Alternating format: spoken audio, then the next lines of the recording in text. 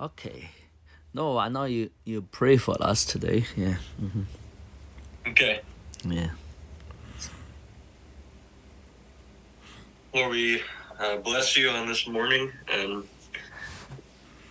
Lord, we continue to have a desire, Lord, to more than tap into the flow and work of your Spirit, Lord, but to be actively flowing with it or engaged with it, Lord, and perhaps not in spite of, Lord, our circumstances, but rather within them, Lord, that we might learn from the things that you place us in and the things that you allow to occur in our own lives. To see life as indeed one great lesson, Lord, that you are teaching us through, Lord, something that is not meant, of course, merely for our learning, Lord, but for, Lord, putting into practice that which we learn, Lord, to engage and be in one heart with your purpose, Lord. The more that we practice it, Lord, and the more that we seek it out, Lord, in the same way that you admonish us to seek for your wisdom, Lord, which is truth and which is learning and practice. And so I do pray that, Lord, as through the things that you have been revealing to us in recent times, so that there would be a continued release of your plans and of your strategies, Father, and Lord, that we would be willing to walk out and to inherit all that you have for us and in store for us. Lord, I do pray that you bless this time in Jesus' name. Amen. Well, I'm a little bit lost on my book reading here. Which portion we are in now? Are we finished? Not finished Leviticus, am I right? So we're still in Leviticus, am I right? So yeah, we'd only just started it. Leviticus, am I right? So, but my bookmark shows the end of the book. Which portion last time we were in? Well, I believe we were in a chapter called "The First Stage and the Leper's Cleansing."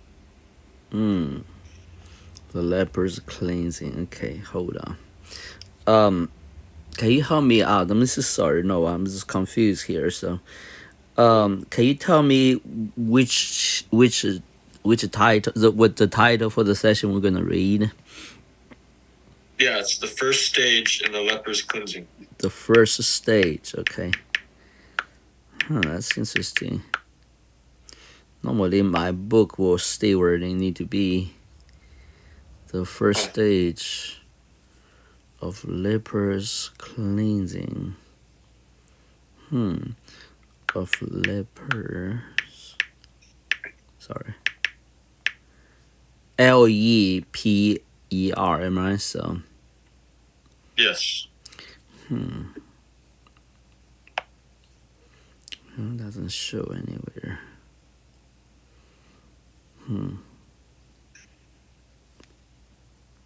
We're unfortunate. Sorry.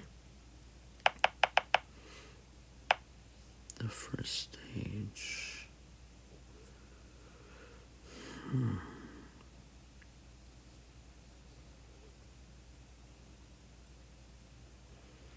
Yeah. I think the book is misorganized. That's why. So. So why don't you continue to read? Let me hear it out while I'm doing some research. Go ahead. Sure. And the Lord spake unto Moses, saying, This shall be the law of the leper in the day of his cleansing. He shall be brought unto the priest, and the priest shall go forth out of the camp.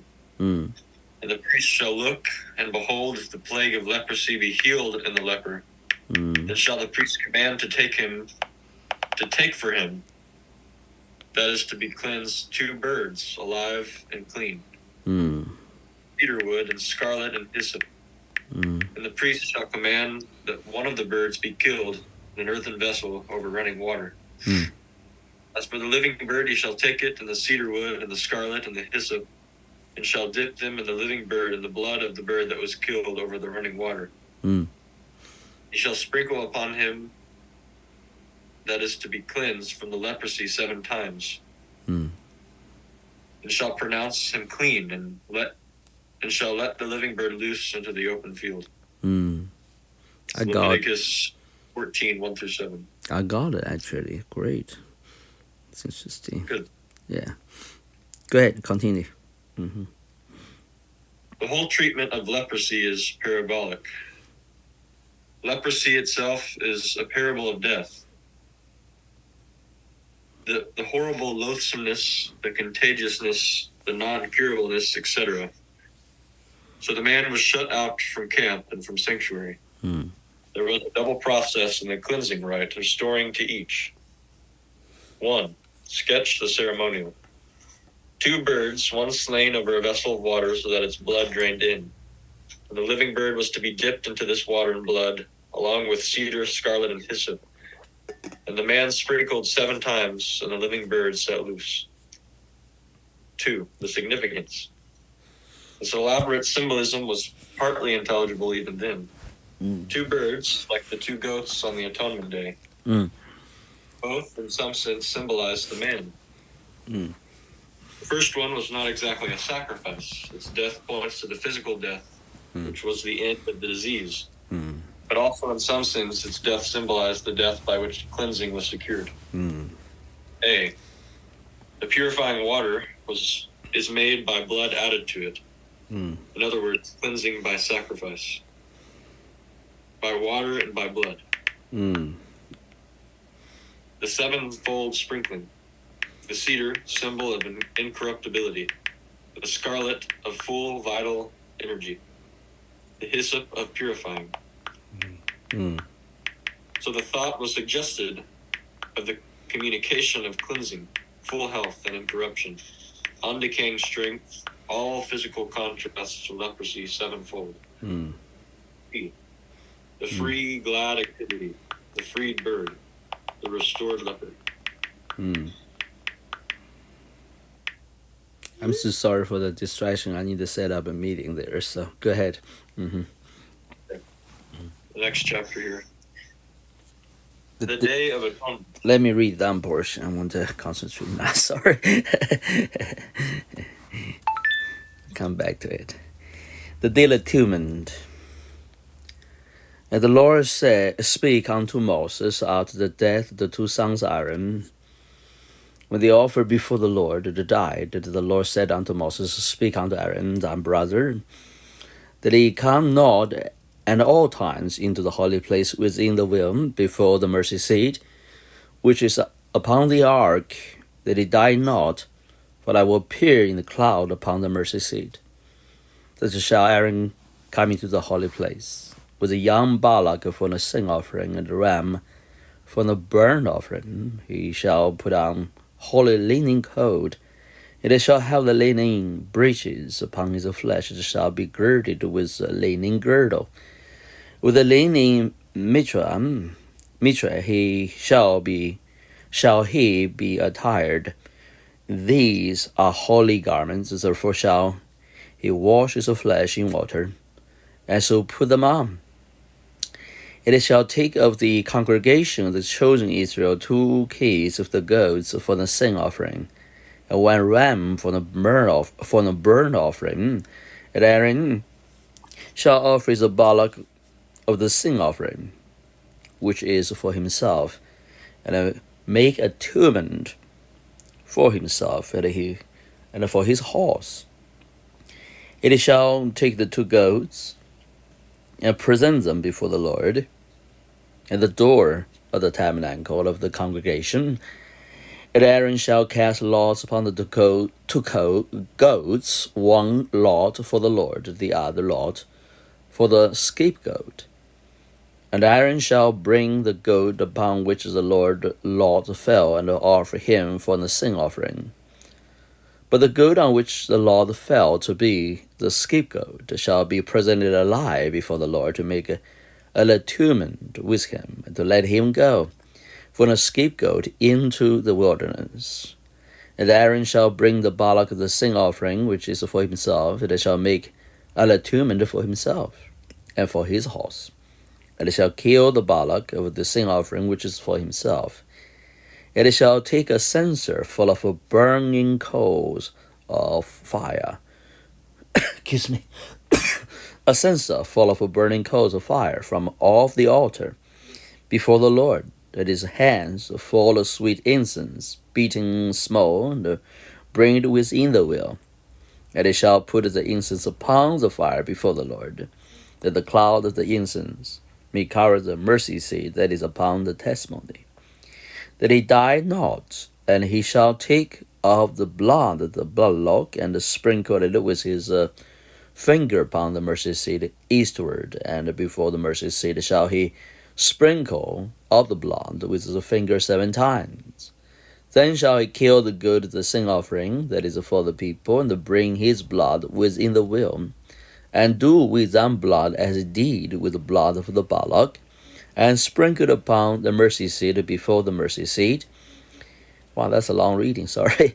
And it shall make atonement for the holy place, because of the uncleanness of the children of Israel. Wow. So he step by step, did atonement. Okay. And because of their transgressions in all their sins, and so shall he do for the tabernacle of the congregation that remaineth among them in the midst of their uncleanness. And there shall be no man in the tabernacle of the congregation when he goes in to make atonement in the holy place, until he come out and have made atonement for himself and for his household and for all the congregation of Israel. And it shall go out into the altar that is before the Lord, and make atonement for it. And it shall take the blood of the bullock and the blood of the goat, and put it upon the horns of the altar round about, and it shall sprinkle of the blood upon it with the finger 7 times, cleanse it, and hallow it from the uncleanness of the children of Israel. Leviticus 16. Is that 16, right? 16, 1 to 19. Okay. The Talmudical treatise on the ritual of the Day of Atonement is entitled Yoma, the day, which significantly expresses its importance in the series of sacrificial observances. It was a confession of the incompleteness of all ceremonial proclamation, that the ceremonies do not will to take away sin. It was also a declaration that the true end of worship is not reached till the worshipper has a free access to the holy places of Most High. Thus, the prophetic elements is the very life breath of this supreme institution of the Old Covenant, which therein acknowledge its own defects and face the hopes of a future better thing. We do not here consider the singular part of the ritual of the Day of Atonement, which is concerned with the treatment of the so-called scapegoat, but confine ourselves to the consideration of that part of it which was observed in the tabernacle. It was intended to expiate the sins of the priesthood and of the people. The chapter connects the rites of the Day of Atonement with the tragic death of the sons of Aaron, which witnessed to the sanctity of the inner shrine, as not to be trodden but with the appointed offerings by the appointed priest, and so makes the whole a divinely given instruction as to the means by which and the object for which Aaron may enter within the will. 1. In verse 3 to 10, we have the preliminaries of the sacrifices and the summary of the rites. First, Aaron was to bathe and then to robe himself in pure white. The dress is in singular contrast to the splendor of his usual official costume, in which he stood before men as a representing God. It evidently signifies the purity which alone fits for entrance into the awful presence. Thus vested, he brings the whole the animals to be sacrificed to the altar, namely, for himself and his order, a bullock and a ram. For the people, 2 goats and a ram. The goats is then taken by him to the door of the tent. It is to be observed that they were spoken of as both constituting one sin offering. They therefore both belong to the Lord and are, in some important sense, one, as was recognized by the Atlanta rabbinical prescription that they should be alike in color, size, and value. The appeal to the Lord will appeal to God to decide the parts they were respectively to sustain in a transaction which in both parts were really one. The consideration of the meaning of the ritual for the one which was laid away may be postponed for the present. The preliminaries end with the casting the lots, and in later times with tying the ominous red fillet on the head of the dumb creature for which so weird a fate was in store too. The first part of the ritual proper, that is verse 10 to 14, is the expiation for the sins of Aaron and the priesthood. It is entrance into the most holy place.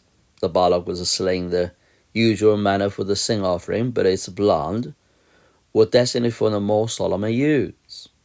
The white-robed priest took a censer for burnt embers from the altar before the tent door, and 2 hands full of incense, and thus laden passed into the tabernacle, or the silent cloud in the outer court would watch the last flutter of the white robe.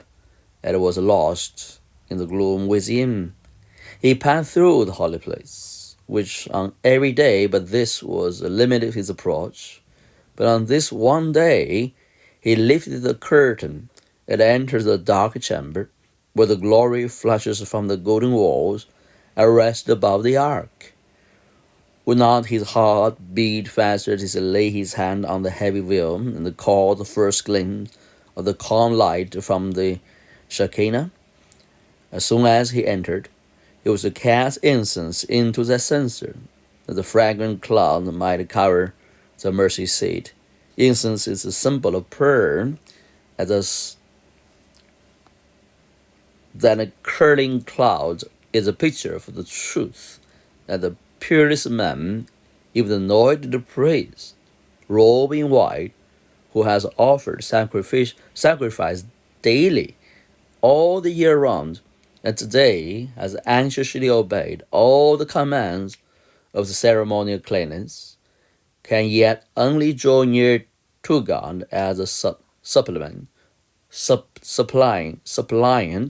not entering there as having a right of access, but beseeching entrance as undeserved mercy.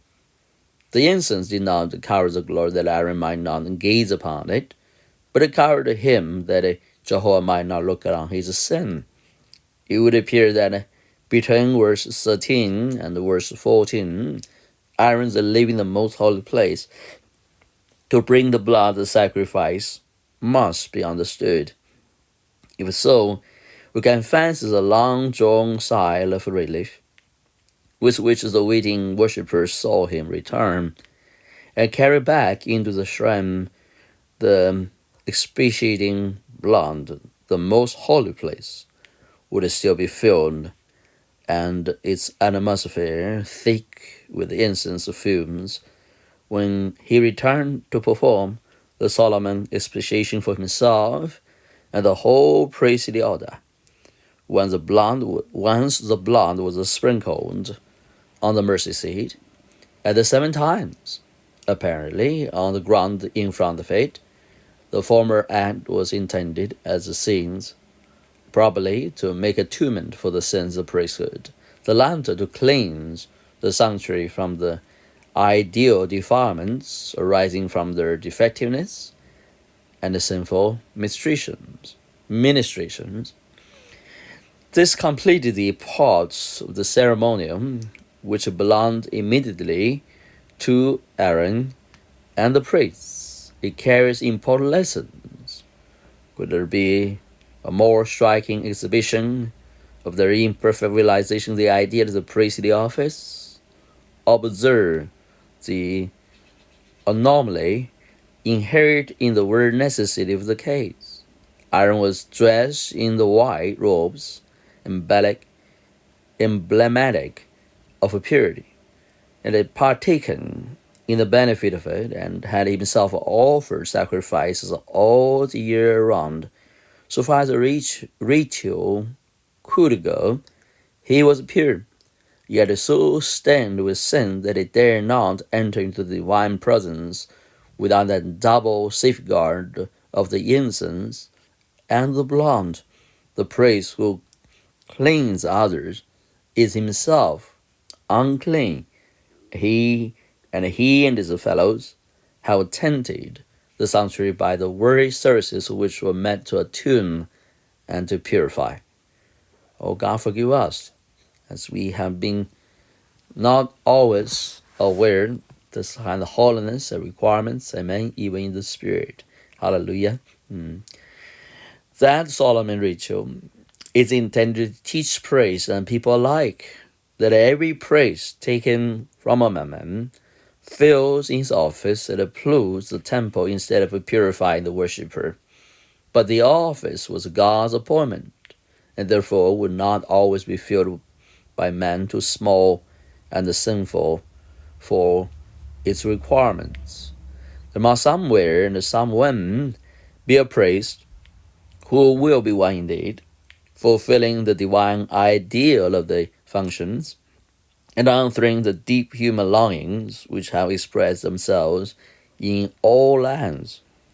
For one, pure with no ceremonial but the real purity, to bring us to God, and God to us, to offer sacrifice which shall need no after atonement to expiate its defects, and to stand without incense or blood, the sprinkling of himself in the presence of God for us. The imperfections of the human holders of the Old Testament offices, whether priest, prophet, or king, were no less prophecies than their positive qualifications were. Therefore, when we see Aaron passing to the holy place, we see the dim shadow of Christ, who needeth not to make atonement for his own sins, and is our priest forever. Can you read down there? Bless the Lord. Excuse me. 3. The ritual for the atonement of the sins of the people follows. The 2 goats had been, during all this time, standing at the door of the tabernacle. We have already pointed out that they are to be considered as one sacrifice. There are 2 of them for the same reason, as has been often remarked. As there were 2 birds in the ritual of cleansing the leper, namely because one animal could not represent the 2 parts of the one whole truth which they are meant to set forth. The one was sacrificed as a sin offering, and the other led away into a solitary land. Here we consider the meaning of the former only, which presents no difficulty. It is a sin offering for the people, exactly corresponding to that just offered for the priests. The same use is made of the blood, which is once sprinkled by Aaron on the mercy seat and 7 times on the ground before it, as in the former case. It is not, however, all employed there, but part of it is carried out into the other divisions of the tabernacle. And first, the holy place, which the priests daily entered, and which is called, in verse 16, the tent of meeting. And next, the altar of burnt offering in the outer court, are in like manner sprinkled 7 times with the blood, to hallow them from the uncleanness of the children of Israel. Verse 19. The teaching of this rite and its bearing upon the people is similar to that of the previous priestly expiation. The insufficiency of the sacrificial cleansing is set forth by this annual atonement for sins, which had all been already atoned for. The defects of a ritual worship are proclaimed by the ritual which cleanses the holy places from the uncleanness contracted by them from the worshippers.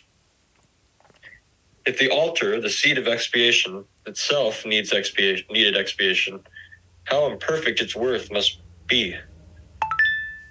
If the cleansing fountain is foul, how shall it be cleansed? Or how shall it cleanse the offerers?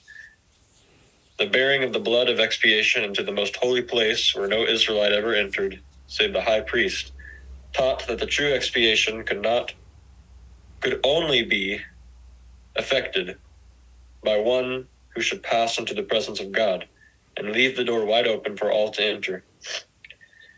For surely the distance between the worshippers and the mercy seat was a confession of imperfection, and the entrance there of the representative of the sinful people was the holding out of a dim hope that in some fashion, yet unknown, the veil would be rent and true communion be possible for the humble soul. The epistle to the Hebrews tells us where we are to look for the realities of which these ceremonies were the foreshadowings. The veil was rent at the crucifixion. Christ has gone into the secret place of the Most High, and if we love him, our hearts have gone with him, and our lives are hid with him in God. Wow, we still have more time, huh? That's only 9:29. So, so let's read on. I like Okay. it. The scapegoat. The good shall bear upon him all their iniquities unto a land not inhabited. Leviticus 16:22. The import of the remarkable treatment of this goat does not depend on the interpretation of the obscure phrase rendered in the authorized version for the scapegoat. Leaving that out aside for the moment, we observe that the two animals were one sacrifice, that is the transaction with the living one, or the completion of that with the slain. The sins of the congregation, which had been already expiated by the sacrifice, was laid by the high priest on the head of the goat, which was then sent away into the wilderness, that he might bear upon him all their iniquities unto a land not inhabited. Verse 22. Nothing depends on the fate of the goat. So in after times it was forced over a precipice and so killed. The carrying away as expiated sin, not the destruction of the unexpiated sinners, is the meaning of the impressive rite. And had it been possible, the same goat that was sacrificed would have been sent into the desert. That could not be done. An ideal unity was established between the two. The one sacrifice represented the fact of expiation. The one driven away represented the consequences of expiation in the complete removal of a sin. The expiation was made within the will, but the visible token of its completeness was given to help a feeble faith in the blessed mystery of the unseen propitiation. What was divided in the symbol between the twin goats is all done by the one sacrifice, who has entered into the holiest of all, and once praised and sacrificed, and with his own blood made expiation for sin, and has likewise carried away the sin of the world into a land of forgetfulness, whence it never can return. This is talking about Christ himself being the Lamb of God and the high priest, right? The clear meaning of the rite is thus obtained. Whatever be the fourth is the difficult phrase already referred to. Scapegoat is certainly wrong. But it may be questioned whether the Revised Version is right in retaining the Hebrew word untranslated by putting a capital letter to it, marking it as a proper name for Azizel. The word occurs only here so that we have no help from other passages. It seems to come from a root meaning to drive away, and those excuse me, who take it to be a proper name. Generally, it's supposed to refer to some malignant spirit or to Satan, and interpreted as meaning a fiend whom one drives away. Fiend, what does that word mean? Let's see. Fiend is a demon, a brute, evil spirit or demon, okay? Or sometimes who drives away. The vindication of such interpretation is supposed to lie in the necessity of finding a complete antithesis in the phrase to the for Jehovah of the previous clause in verse 8, but is surely sacrificing a good deal to rhetorical propriety to drag in an idea so foreign to the Pentateuch and so opposed to the plain fact that both goats were one sin offering in order to get pedantically correct antithesis.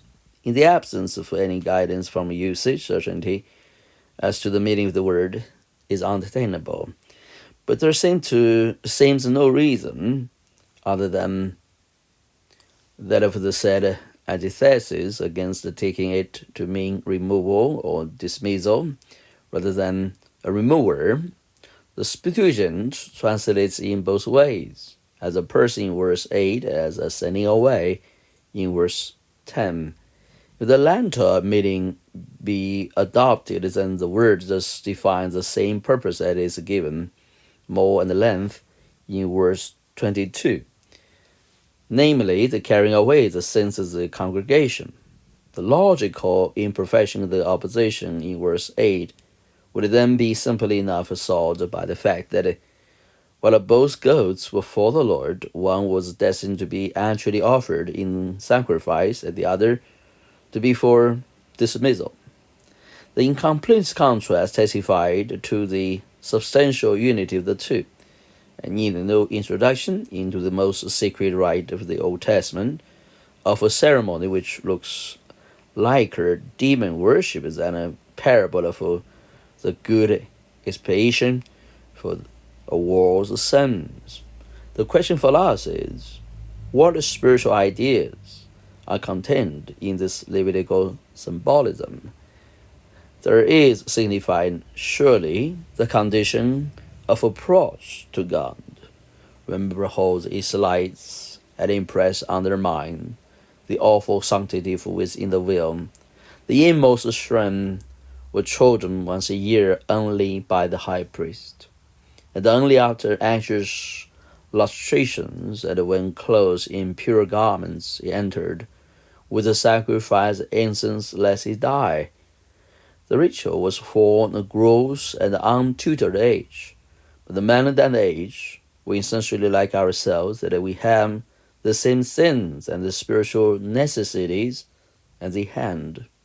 To the goats are regarded as one sacrifice, a sin offering, hence to show how unimportant, the unessential, is the distinction between them. The lot is exploited. Also, while the one is being slain, the other stands before the door of the tabernacle. This shows that both are parts of one whole. It is only from the impossibility of presenting both halves of the truth to be symbolized in one that the two are taken. The one which is slain represents the sacrifice for sin, the other represents the effect of that sacrifice. It's never heard of more. The Lamb of God takes away the sins of the world. As far as the east is from the west, so far has he removed our transgressions from us. 1. The perfect removal of all sins thus symbolized. Noted 1. The vivid consciousness of sin which marked Judaism. Was it exaggerated or right? The same consciousness is a part of all of us, but the whole overlaid, whole stifled. That consciousness, once awakened, has in it this element, a bitter sense of sin as mine, involving guilt, despair, and whether I can ever overcome it, and fearful thoughts, and my relation to God, which conscience itself brings. 2. The futility of all attempts to remove these fears. False religions have next to nothing to say about forgiveness. Sacrifices, latritions they have, but no assurance for absolution. Systems of philosophy and morals have nothing to say but that the universe goes crashing on, and if you have broken its laws, you must suffer. That is all. And only the poor cheerful, well, you have fallen, get up, and get a go on again. So man often drags himself into forgetfulness as they turn away from the unwelcome subject, the forget it and the price of all moral earnestness, and often of all happiness. Lethargic sleep on gaiety, as a little real, that of the Geraldians saying in their prison the night before being led out to the guillotine. It is only God's authority revelation that can ensure the cure. Only He can assure us for pardon and the removal of all barriers between ourselves and His love. Only His word can ensure, and His power can effect the removal of the consequences of our sins. Only His word can ensure, and His power effect the removal of the power of evil on our character. 3. Still the question, can guilt ever be cancelled? Often assume the fearful significance, doubtless, must seem to say that it cannot be. A. The irrevocableness of the past. B. The rigid law of consequences in this world. C. The undissoluble unity of individual life and the moral nature confirmed by the experience of failure in all its attempts and reformation of self. D. The consciousness of disturbed relations with God, that is a prophecy for judgment. All this an ancient symbol suggested, the picture of the goat going away and away and away, a listening speck on the horizon and never heard more, is the one symbol of this great fact there is a full, free, everlasting forgiveness, and a God's part unto forgiveness, unto forgetfulness. Though your sins be as scarlet, they shall be white as the snow. I will remember them no more, and all forever. 2. The bearing away of sin is indissolubly connected with the sacrifice. 2 goats were provided, for which one was offered for the sin offering, indicating the sacrifice came first. Then the removal of sin was symbolized by the sending away of the second goat. There is an evident reference to this sequence in the words, without the shedding blood there is no remission. The 2 goats represent Christ's works, one in its essence, the other in its effect. The one teaches the sacrifice, that a sacrifice is a necessary condition of pardon.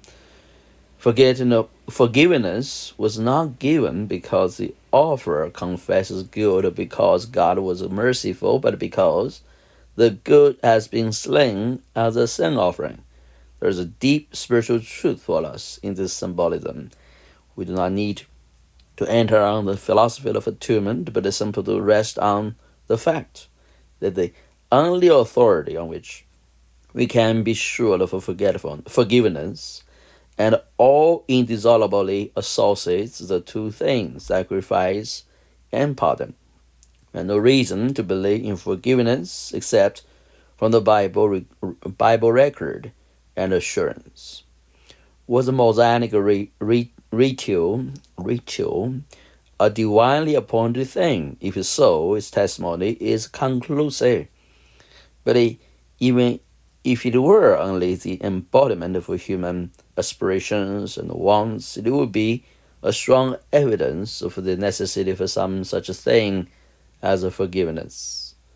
The shallow dream that God's forgiveness can be extended without the sacrifice being offered does not exhort but detracts from the divine character.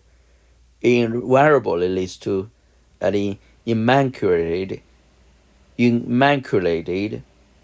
abhorrence of evil, and detract from the holiness of God, as well as introduces low thoughts of the greatness of forgiveness and of the infinite love of God.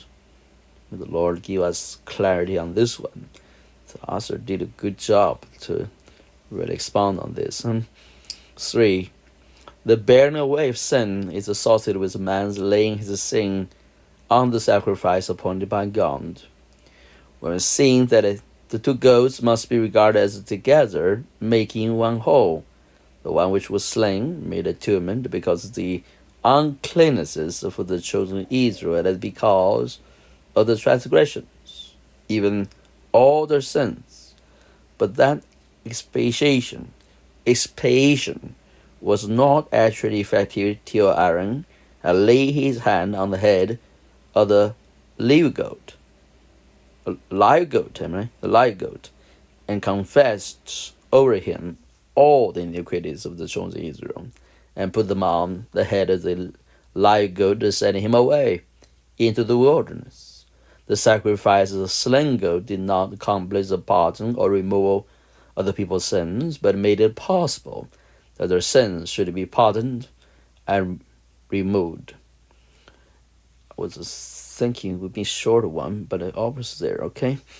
Then the method by which that a possibility is realized is the laying hands on the scapegoat and confessing the sins upon it, the sins which are actually forgiven by virtue of the atonement made for all sins, are those which it bears away to the wilderness.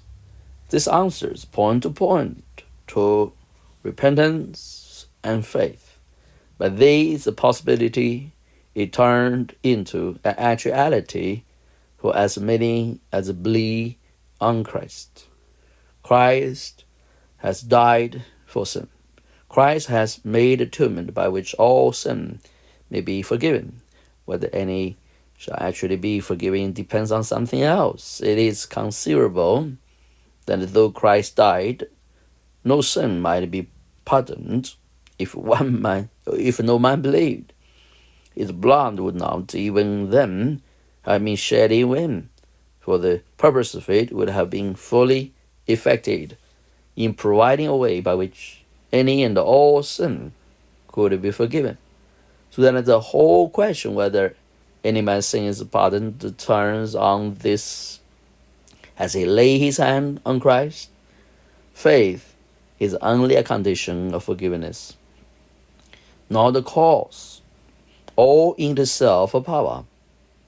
There was no healing in the mere laying of the hands on the head of the goat. It was not faith which was the reason for forgiveness, but God's love which had provided the sacrifice. God's will is not a bare will to pardon, not bare will to pardon for Christ's sake, nor a bare will to pardon for Christ's sake, but for Christ's sake to pardon them who believe. Behold, the Lamb God which takes away the sin of the world. that I believe on the Son of God, through this man is preached the remission of sins. But let's continue.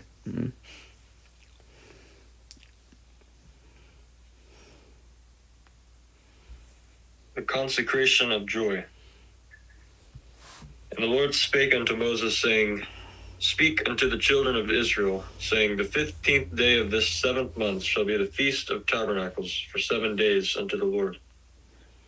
And on the first day shall be a holy convocation. Ye shall do no servile work therein. 7 days ye shall offer an offering made by fire unto the Lord. On the 8th day shall be a holy convocation unto you. Ye shall offer an offering made by fire unto the Lord. It is a solemn assembly, and ye shall do no servile work therein. These are the feasts of the Lord, which ye shall proclaim to be holy convocations, to offer an offering made by fire unto the Lord. A burnt offering and a meat offering, a sacrifice and drink offerings, everything upon this day. Beside the Sabbaths of the Lord, and beside your gifts, and beside all your vows, and beside all your free will offerings, which ye give unto the Lord.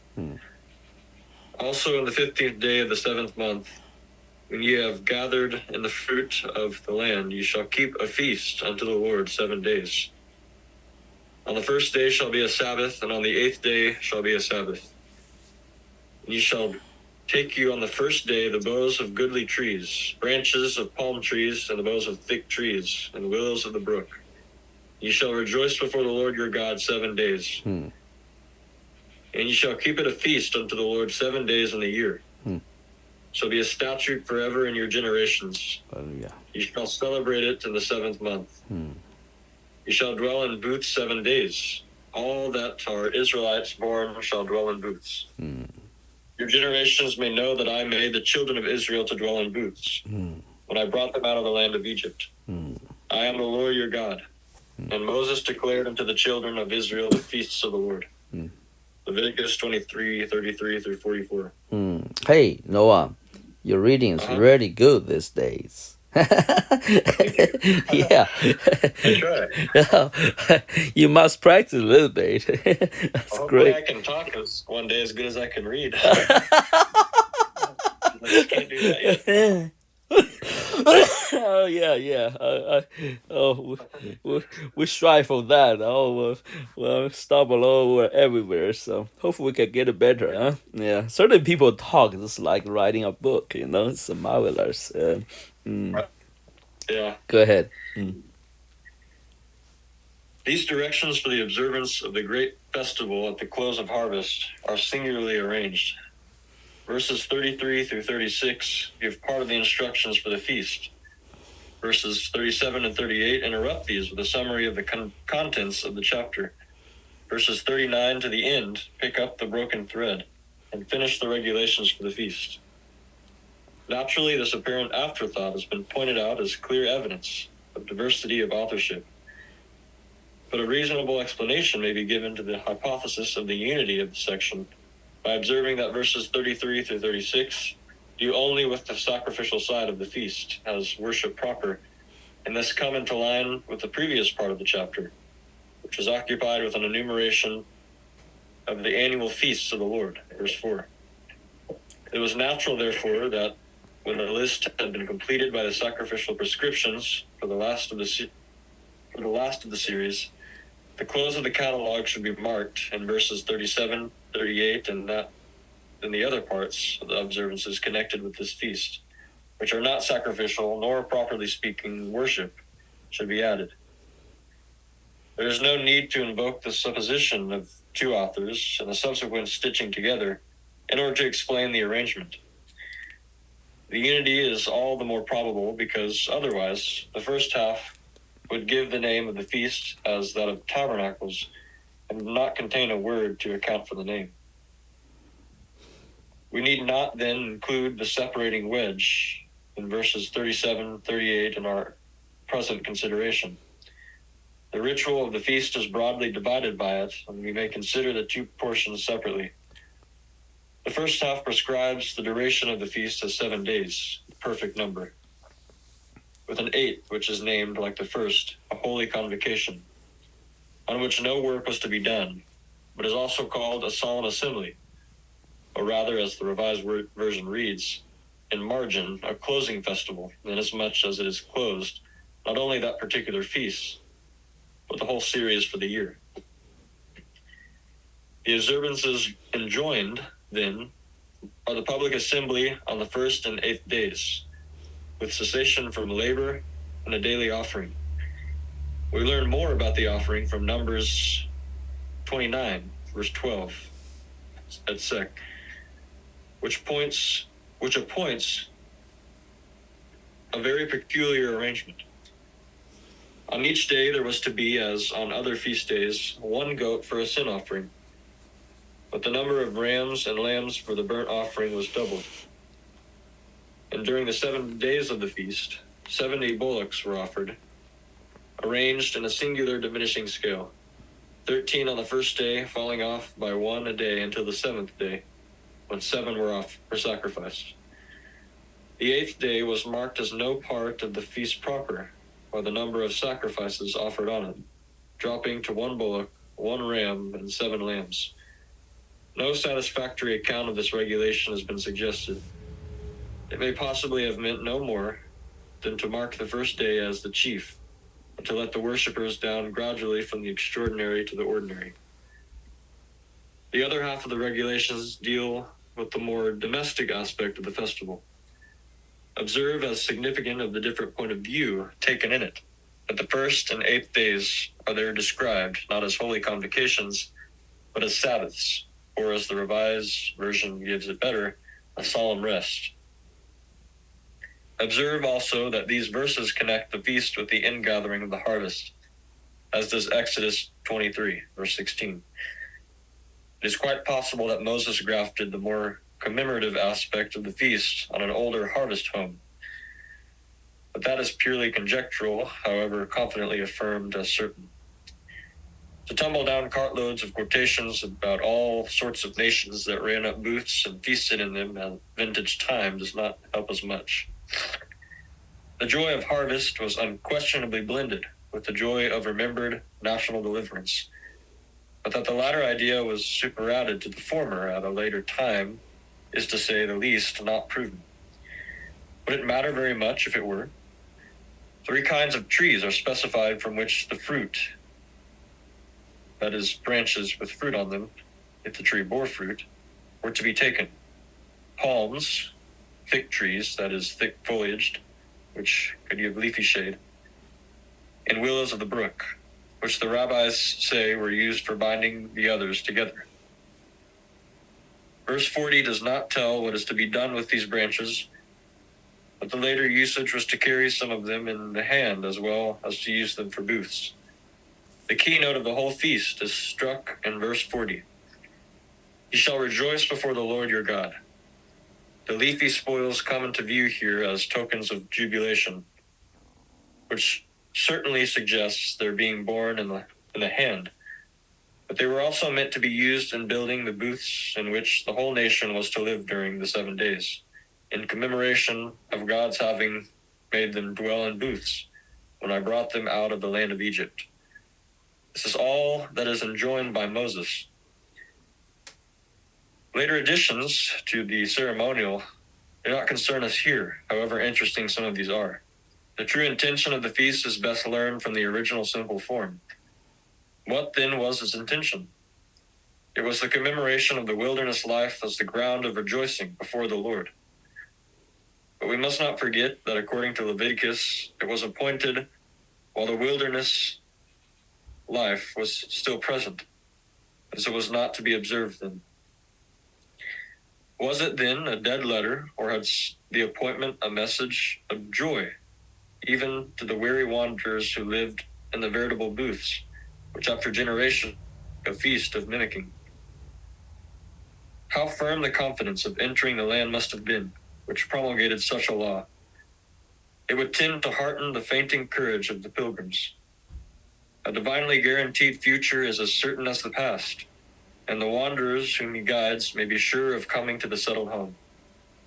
All words which he speaks beforehand concerning that rest and the joyful worship there are pledges that it shall one day be theirs.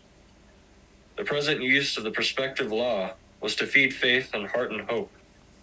And when Canaan was reached, its use was to feed memory and brighten godly gladness. Bless the Lord. The Feast of Tabernacles was the consecration of joy. Other religions have had their festivals in which wild tumult and foul orgies have debased the worshippers to the level of their gods. How different the pure gladness of this feast before the Lord. No coarse and sensuous delights of passion could live before the pure eyes and perfect witness of God. In his presence must be purity as well as fullness of joy. If this festival teaches us, on the one hand, that they woefully misapprehend the spirit of godliness, who do not find it full of gladsomeness, it teaches us no less, on the other, that they woefully misapprehend the spirit of joy, who look for it anywhere but before the Lord. The ritual of the feast commanded gladness. Joy is a duty to God's children. There were mourners in Israel each year, as the feast came round, who would rather have shrunk into a corner and let the bright stream of merriment flow past them. But they too had to open their heavy hearts and to feel that, in spite of their private sorrows, they had a share in the national blessings.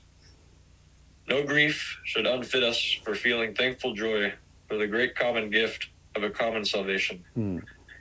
The sources of religious joy open to all Christians are deeper than the fountains of individual sorrow. Deep as life, though these sometimes seem. Yes. The wilderness life came into just as a wandering life of privation and change. The booths reminded of frail and shifting dwellings, and so made the contrast with present settled homes the sweeter. They were built not of such miserable scrub as grew in the desert, and could scarcely throw shade enough to screen a lizard, but of the well-foliaged branches of trees grown by the rivers of water, and so indicated present abundance. The remembrance of privations and trials past, of which the meaning is understood, and the happy results in some degree possessed, is joy. Prosperous men like to talk of their early struggles and poverty. This feast teaches that such remembrance ought always to trace the better present to God, and that memory of conquered sorrows and trials is wholesome only when it is devout, and that the joy of present ease is bracing, not when it is self-sufficient, but when it is thankful. The past, rightly looked at, will yield for us all materials for a Feast of Tabernacles, and it is rightly looked at only when it is all seen as God's work, and as tending to settled peace and abundance. Therefore the regulations end with that emphatic seal of all his commands, to impress which on our hearts is the purpose of all his dealings with us as with Israel. I am the Lord your God. Man. 3. We may note our Lord's allusions to the feasts, or to the feast. There are probably two, both referring to later additions to the ceremonies. One is John 7, verse 37. We learn from the Talmud that on each of the 7 days, and according to one rabbi on the 8th also, a priest went down to Siloam and drew water in a golden pitcher, which he brought back amid the blare of trumpets to the altar, and poured into a silver basin while the joyous worshippers chanted the great Hallel, Psalm 108, as well as 118. 118, huh? And thrice waved their palm branches as they sang. We may venture to suppose that this had been done for the last time. The shout of song had scarcely died away when a stir in the crowd was seen, and a Galilean peasant stood forth, and there before the priests with their empty vessels and the hushed multitude lifted up his voice, so as to be heard by all, and cried, saying, If any man thirst, let him come unto me and drink. What increased force is given to the extraordinary self-assertion of such words, if we picture this as the occasion of their utterance. Leviticus gives no preeminence to any one day, but John's expression, that great day of the feast, may well have been warranted by later developments. The other allusion is less certain, though it is probable. It is found in the saying at John 8, verse 12, I am the light of the world, etc. The Talmud gives a detailed account of the illuminations accompanying the feast. 4 great golden lamps were set up in the court, each tended by 4 young priests. There was not a court in Jerusalem that was not lit up by the lights of the water drawing. Bands of grave men with flashing torches danced before the people, while Levites accompanied them with harps, psalteries, cymbals, and numberless musical instruments. And another band of Levites, standing on the 15 steps which led to the women's court, chanted the 15 so-called songs of degrees. And yet others marched through the courts, blowing their trumpets as they went. It must have been a wild scene, dangerously approximating to the excitement of heathen nocturnal festivals, and our Lord may well have sought to divert the spectators to higher thoughts. But the existence of the